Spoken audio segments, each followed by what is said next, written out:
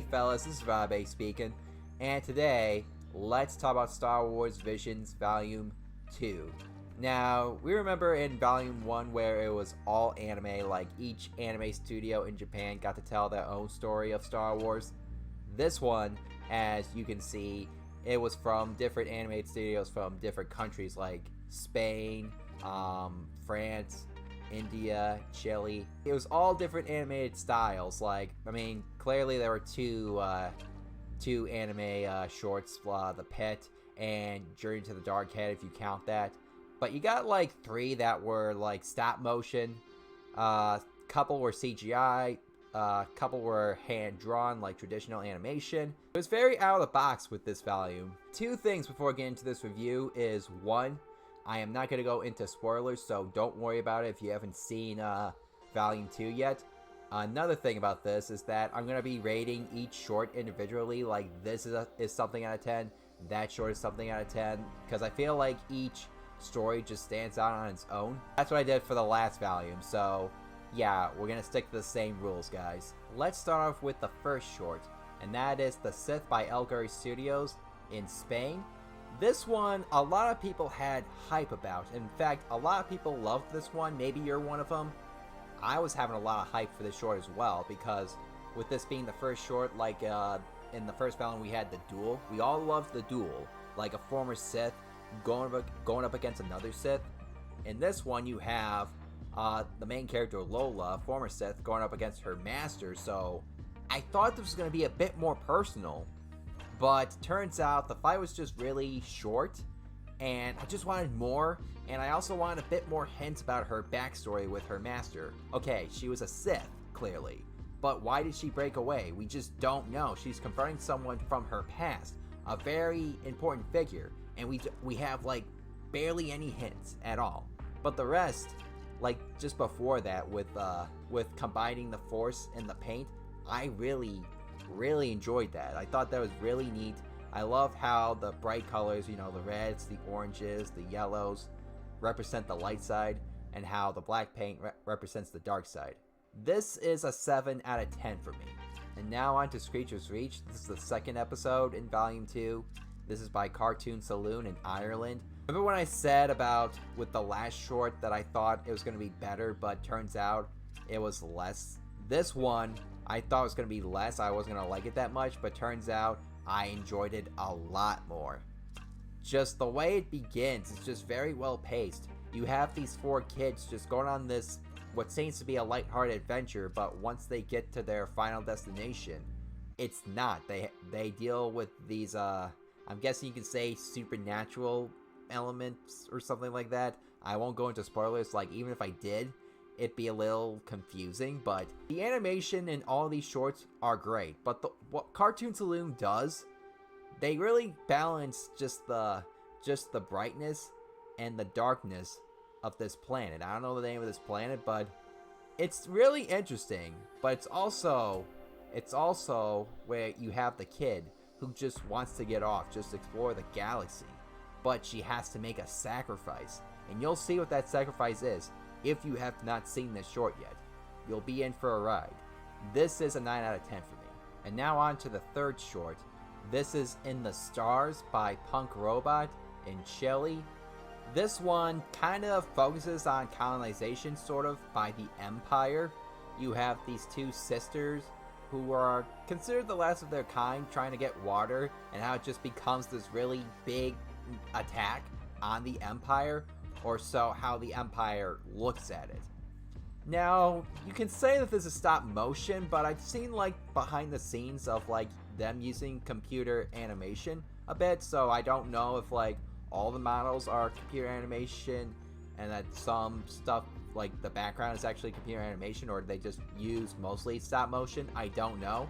But if this is technically computer animation, they did a good job at like making it look like stop motion, like they just did.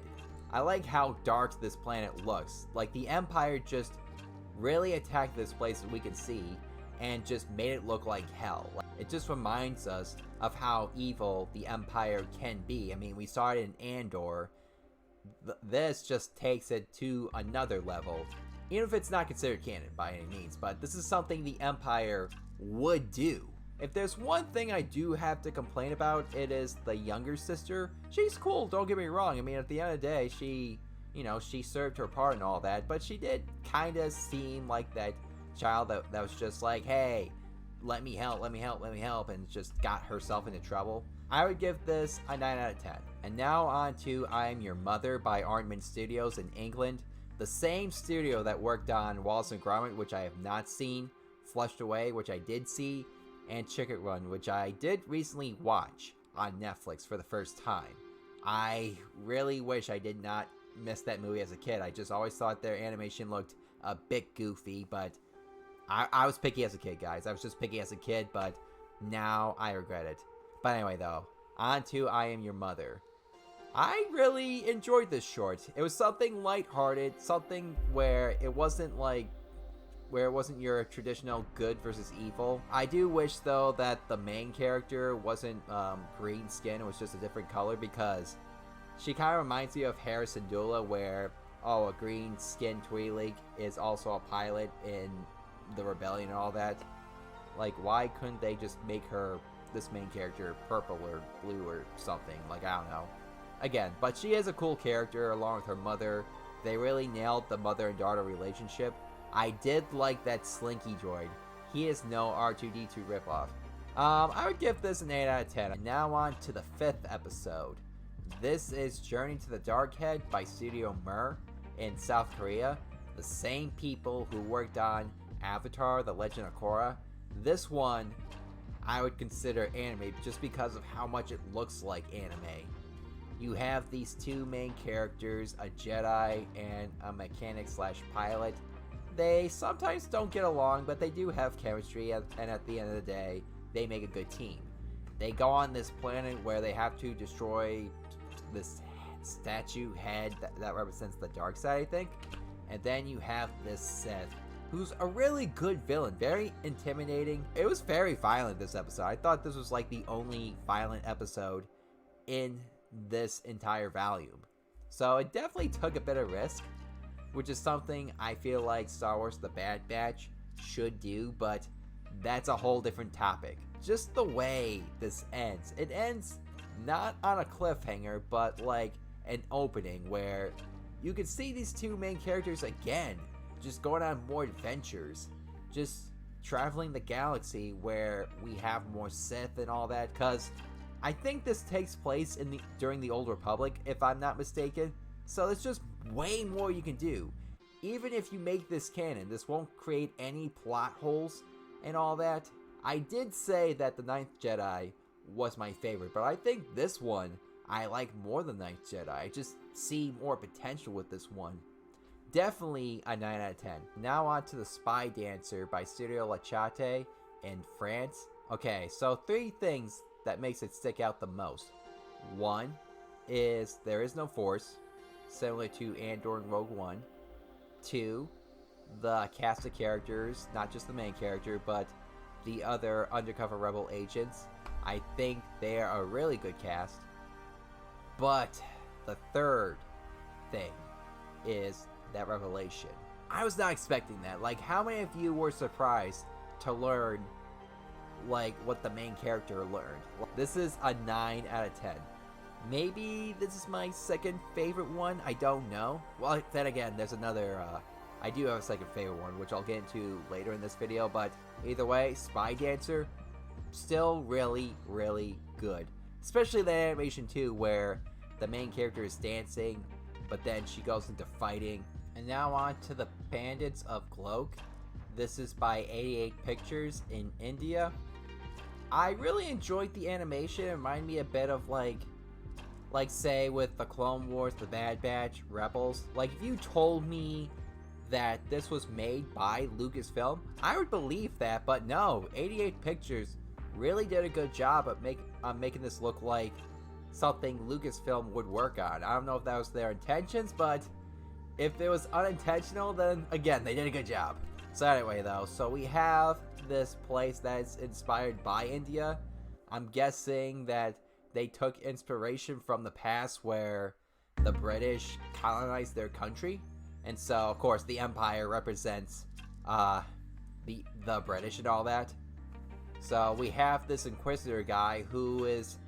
I'm not too big on, like, Indian mythology, so I don't know a whole lot, but the Inquisitor that we see that looks really, really cool, he was inspired by the demon in Indian mythology, if that's what you call it. I don't know the name, guys. I'm sorry. I'm not very educational on that. I want to be, though. I did like the fight, though, with the Jedi and the Inquisitor. I would give this an 8 out of 10. And now on to The Pit. This is by two animated studios, Lucasfilm and a Japanese anime studio that I'll leave their name in the screen right here because I'll butcher that name. This one has got to be my least favorite. And I'm not saying I dislike this, it's just that if I had to pick a short that is like really, really bottom on the list, it would be this one. And one of the reasons why is because I wasn't too invested in the characters. Like, I felt like they didn't have enough personality, like the little girl and the guy right here. And I don't want to say too much about this because I feel like, you know, again, spoiler territory.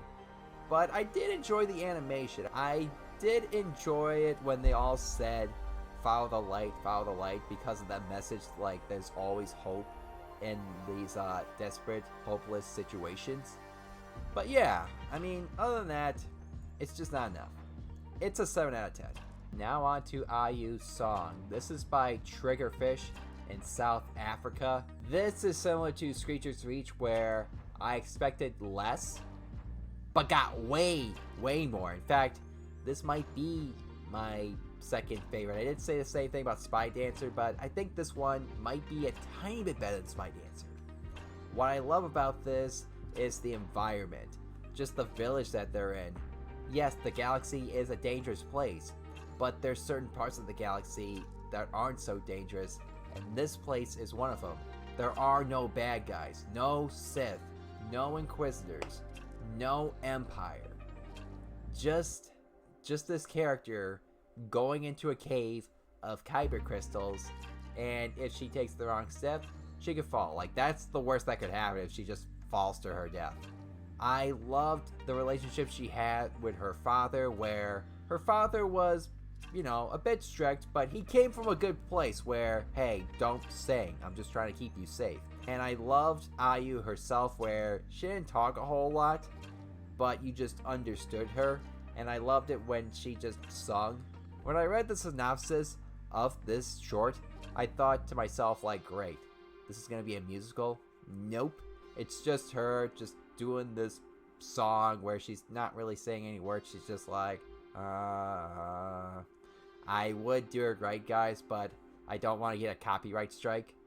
But man, though, IU's song took me in for a ride. Oh, and I also love that Jedi, that purple skin Jedi. She looked amazing. So yeah, IU's song is a 9 out of 10. One of the things that I fear with Star Wars Visions in general, like both volumes, is that I fear we may never see these characters again. Their stories continue. Like, I just fear that maybe Disney will not let them return in Star Wars Visions 3. Like, I just doubt that. Or their own spin-offs. Like, I keep saying it all the time. Give them their own spin-offs. Like, I want to see Journey to the Dark Head, like I said before. Like, those characters go on more adventures. I want to see IU explore the galaxy and just sing a bit to the kyber crystals. Like in the first volume, I want to see more adventures with the Ninth Jedi, the Villager's Bride. Just give us more, Disney, please.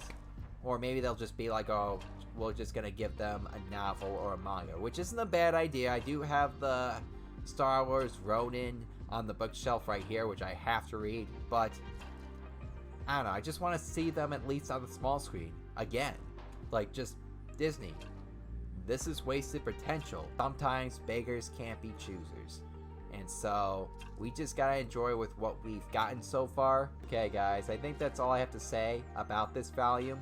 But what do you have to say about this volume? Did you like it? Did you not? Did you like it better than the first volume? Just let me know. And if you are new to the channel, please make sure to hit that subscribe button down below. Thanks for watching, guys. I'm Rob A, and may the Anime Force be with you.